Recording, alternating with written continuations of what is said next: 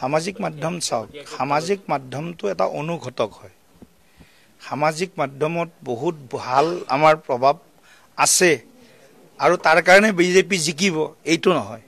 আমি ফিজিকেল যিটো আমি কওঁ যে কণ্টেক্ট, আমি একদম ব্যক্তি টু ব্যক্তি, men to men, home to home, house to house, সেই সম্পৰ্কত বিশ্বাস কৰা পাৰ্টি আমি। কেৱল সামাজিক মাধ্যমত কিবা এটা পোষ্ট 1 লাখ লাইক আহিল সেইটোতে আমি সন্তুষ্ট হৈছোঁ আৰু 1000 লাইক আহিল আমি তাত বিতুষ্ট হৈছোঁ, আমি দুখ অনুভৱ কৰিছোঁ, সেই পাৰ্টি নহয়।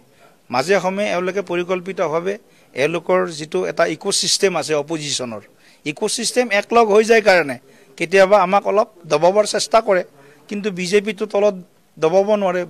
তৃণমূলত গ্ৰাছৰুটত বিজেপি আগতকৈ শক্তিশালী হৈছে, কাৰণ ৰাইজৰ হৈ বিজেপিয়ে কাম কৰিছে।